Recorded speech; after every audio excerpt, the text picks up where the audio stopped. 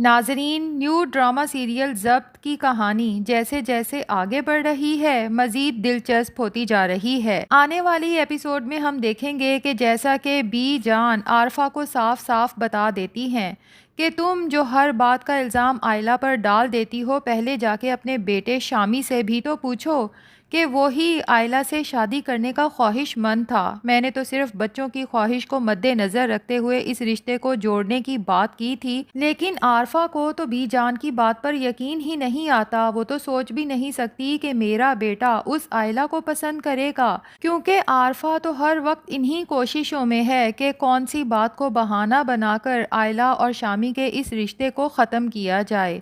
عارفہ سیدھی شامی کے پاس جاتی ہے اور غصے سے کہتی ہے کہ مجھے سچ سچ بتاؤ، کیا تم شادی سے پہلے ہی آئلہ کو پسند کرتے تھے؟ یہ شادی بی جان کی مرضی سے نہیں بلکہ تم دونوں کی پسند کو مد نظر رکھتے ہوئے کی گئی ہے۔ شامی تو اپنی ماں کا غصہ دیکھ ہی نہیں پاتا اور ساری باتوں سے صاف مکر جاتا ہے کہ میرے اوپر جھوٹا الزام ہے۔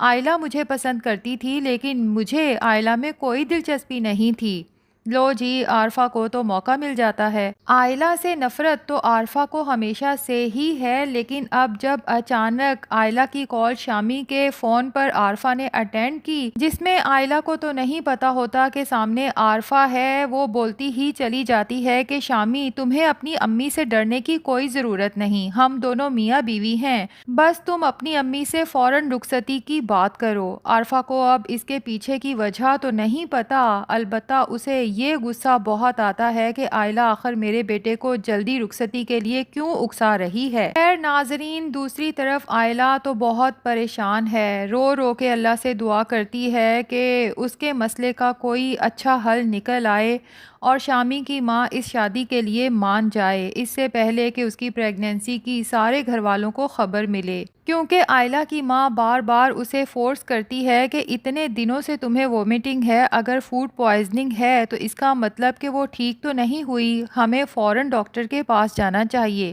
شمسہ بیگم کا بھی ابھی تک اس طرف دھیان نہیں گیا کہ یہ وومیٹنگ کسی اور وجہ سے بھی ہو سکتی ہے۔ اب آئلہ کی اگر کسی کو سچ میں فکر ہے تو وہ صرف اون ہے۔ اون جانتا ہے کہ جب بھی یہ بات سب کے سامنے آئی تو سارا ملبہ صرف آئلہ پر ہی گرے گا، جبکہ اصل قصوروار شامی ہے۔ ویسے ناظرین، مجھے تو یہاں آئلہ بھی قصوروار لگ رہی ہے، جب اس کے پیرنٹس اسے منع کر رہے ہیں، گھر کے سب بڑے اسے منع کر رہے ہیں، تو پھر وہ بار بار اوپر کے پورشن میں جاتی کیوں ہے اور شامی سے ملتی کیوں ہے؟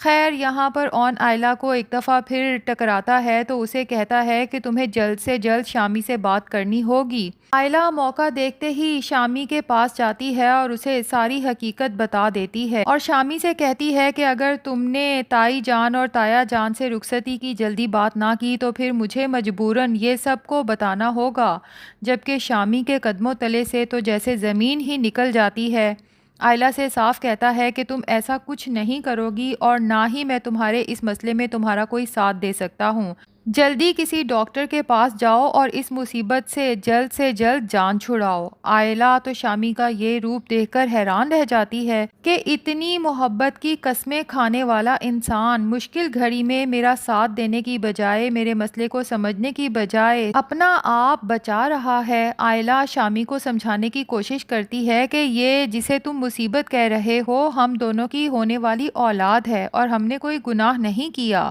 لیکن شامی جانتا ہے کہ اگر اس کی ماں تک یہ بات پہنچی تو عارفہ شامی کا کیا حشر کرے گی۔ تبھی شامی آئلہ کو غصے میں کہتا ہے کہ رخصتی 3 سال سے پہلے نہیں ہو سکتی اور میں موم کو رخصتی کے لیے فورس نہیں کر سکتا، اس لیے بہتر یہ ہے کہ کسی گائناکولوجسٹ کے پاس جاؤ اور جلد سے جلد اس مسئلے سے جان چھڑاؤ۔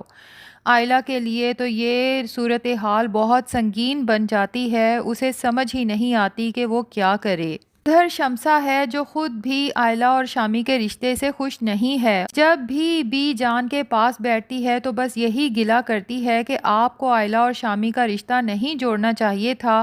اب بی جان جو عارفہ کی وجہ سے پہلے ہی تنگ آ چکی ہیں تو شمسہ سے بھی صاف کہہ دیتی ہیں کہ ٹھیک ہے، میں نے یہ رشتہ جوڑ کے بہت بڑی غلطی کر دی، تم لوگوں کے جو جی میں آئے کرو، رشتہ رکھنا ہے رکھو، چھوڑنا ہے چھوڑ دو۔ یہ سن کر تو شمسہ مزید پریشان ہو جاتی ہے، لیکن شاید اس کے دل میں یہی ہو کہ آئلہ اور شامی کا رشتہ ختم ہی ہو جائے،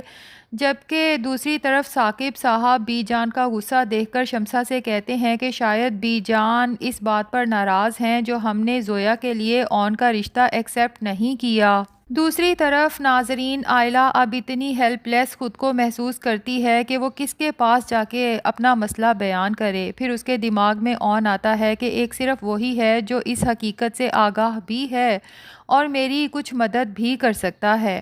ایسے میں آئلہ چھپ چھپا کے اون کے پاس جاتی ہے اور اسے بتا دیتی ہے کہ شامی نے رخصتی سے بھی صاف انکار کر دیا ہے اور اس مسئلے میں میرا ساتھ دینے سے بھی صاف انکار کر دیا ہے۔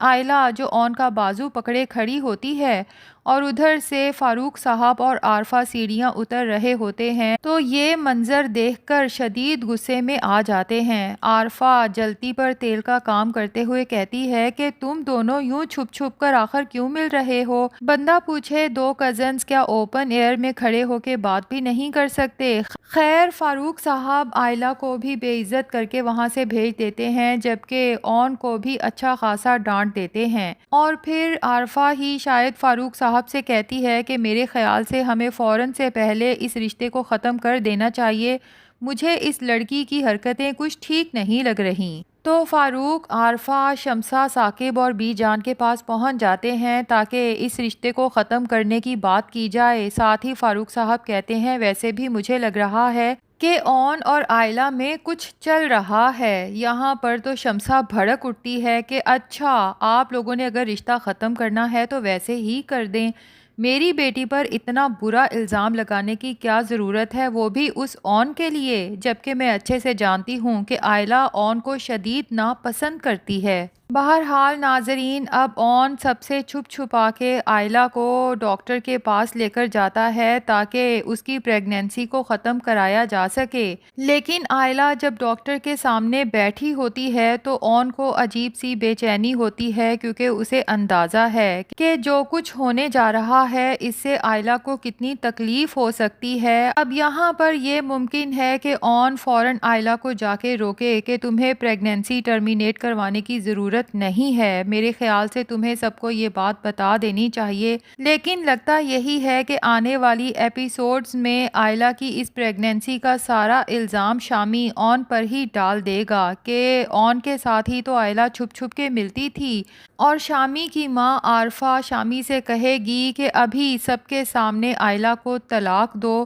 یہ طلاق بھی ہو جائے گی اور شاید آئلہ کا نکاح اون سے بھی کر دیا جائے۔ لیکن یہاں پر سوال یہ ہے کہ اگر آئلہ پریگننٹ ہے تو شامی اور آئلہ کی طلاق تو نہیں ہو سکتی، کیونکہ یہ بچہ تو بہرحال شامی کا ہی ہے،